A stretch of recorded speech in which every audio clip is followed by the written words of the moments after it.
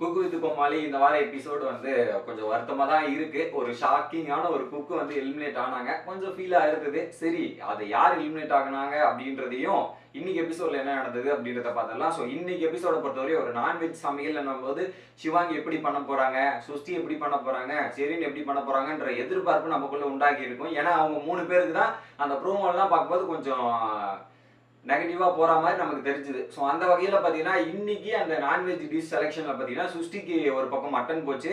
அதுக்கப்புறம் antique lobster போச்சு. இவங்க 2 பேர் தான் அவங்க எது வேணுமோ அந்த டிஷ் அவங்களுக்கு போய் அமைஞ்சது. ஸோ அதுக்கப்புறம் ஷெரினுக்கும் அவங்க எதிர்பார்த்த டிஷ் போச்சு. ஸோ இதுல பார்த்தீங்கன்னா, அட்வான்டேஜ் வின் பண்ண விஷயத்துல வந்து எனக்கு நான் தேவையானதை சமைக்கணும் அப்படின்றதால மட்டன் எனக்கு வேணும் அப்படின்ற மாதிரி சுஷ்டிக்கு அந்த அட்வான்டேஜை யூஸ் பண்ணிட்டாங்க. பட் யாரா இருந்தாலும் அதை தாங்க பண்ணுவாங்க அந்த இடத்துல. ஸோ நமக்கு எது டிஷ் கம்ஃபர்டபுளா இருக்கோ அதை தான் சூஸ் பண்ணுவாங்க. இதே சுஷ்டிக்கு வந்திருந்தாலும் சுஷ்டியும் அதை தான் பண்ணியிருப்பாங்க. பட் 3வது வாட்டி சுஷ்டிக்கு மேல அந்த அட்வான்டேஜ் பண்றதுக்கு அவங்களுக்கு கொஞ்சம் ஒரு பக்கம் ஃபீலிங்கா இருந்தது. பட் எனிவே இது ஒரு காம்படிஷன் அப்படிதான் அப்படின்றது ஒரு பக்கம். இதுல அந்த டாஸ்க் ஒரு பக்கம் சமைக்கிறப்ப ஒரு டாஸ்க் டிஸ்டர்பன்ஸ் இருக்கும்ல. என்ன டாஸ்க்னு பாத்தீங்கன்னா, பட்டர்ஃப்ளை போர்டு சேலஞ்ச் அப்படின்ற மாதிரி பட்டர்ஃப்ளை போர்டுல வந்து அன்பேலன்ஸா இருக்கும். ஒரு வாட்டர் பலூன் டேபிள்ல ஒரு போர்டு வச்சுக்கிட்டு அதுல பேலன்ஸ் பண்ணணும். ஒரு வேளை அந்த பலூன் கீழே விழுந்துருச்சுன்னா நீங்க 2 நிமிஷம் போய் ஜெயில நிக்கணும். இதுதான் ஒரு பக்கம். ஸோ அந்த டாஸ்க் வந்து ஒரு பக்கம் பயங்கரமா எல்லாருமே நல்லா பண்ணி செஃப் ஆஃப் த வீக் யார் வாங்குறாங்கன்னு பாத்தீங்கன்னா, ஆண்டி ஒரு பக்கம் பயங்கரமா அந்த லாப்ஸ்டர் பண்ணி செஃப் ஆஃப் த வீக் வாங்குறாங்க.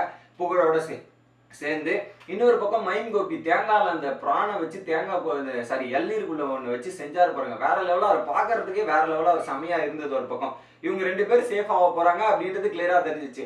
சரி, அந்த டேஞ்சர் ஜோன்ல யார் யார் வந்தாங்கன்னு பாத்தீங்கன்னா, ஷெரின், சிவாங்கி மற்றும் சுஷ்டி. இதுல சிவாங்கி தான் நான் நினைச்சேன் ரொம்ப கஷ்டம் அப்படின்றது. ஏன்னா அவங்க ஒரு நான்வெஜ் சமைச்சதே கிடையாது. ஃபர்ஸ்ட் டைம் வந்து சமைக்கிறாங்க. அது எப்படி இருக்கும், என்ன டேஸ்ட் இருக்கும், வெந்துச்சா வேகலையா அப்படின்ற மாதிரி பல பிரச்சனைகள் இருக்கும் அதை பொறுத்தவரையும். ஸோ அதையும் மீறி ஒரு பக்கம் சமைச்சு கடைசி இதுல வந்துட்டாங்க. ஸோ 2வது அந்த லாஸ்ட் லாஸ்ட் அந்த எலிமினேஷன் ரவுண்ட்ல பாத்தீங்கன்னா, யார் அதை எலிமினேட் ஆக போறா அப்படின்ற ரவுண்ட் வந்து என்னன்னா, தர்பூசணி இல்ல பீர்க்கங்காய், இது 2த்தை வச்சு நீங்க ஒரு டிஷ் பண்ணணும் அப்படின்னோடனே, ஸோ பீர்க்கங்காவை யாரும் சூஸ் பண்ண மாட்டாங்க. தர்பூசணி இதை வச்சு அதெல்லாம் பண்ணிடலாம் அப்படின்றதால 3 பேருமே தர்பூசணியை சூஸ் பண்ணாங்க. ஸோ அதுல பாத்தீங்கன்னா, சிவாங்கி வந்து இந்த ஃபெகட்டி அப்படின்றத வந்து இந்த சின்ன பைப்பு மூலியமா அது உள்ள இன்ஜெக்ஷன் இன்செர்ட் பண்ணி அதை எடுத்துட்டு வர மாதிரி அந்த டாஸ்க்ல வந்து ரொம்ப இன்வால்வ்டா எதனா டிஃப்ரெண்டா இன்னோவேஷன் பண்ணணும் அப்படின்ற மாதிரி பண்ணியிருக்காங்க. ஸோ அதனாலயோ என்னமோ அவங்க இன்னைக்கு சேவ் ஆயிட்டு கடைசியில் எலிமினேஷன்ல வந்து சுஷ்டியா இல்ல ஷெரினா, சுஷ்டியா ஷெரினா அப்படின்ற நிலைமையில பாத்தீங்கன்னா, ஷெரின் ஒரு பக்கம் எலிமினேட் ஆயிட்டாங்க.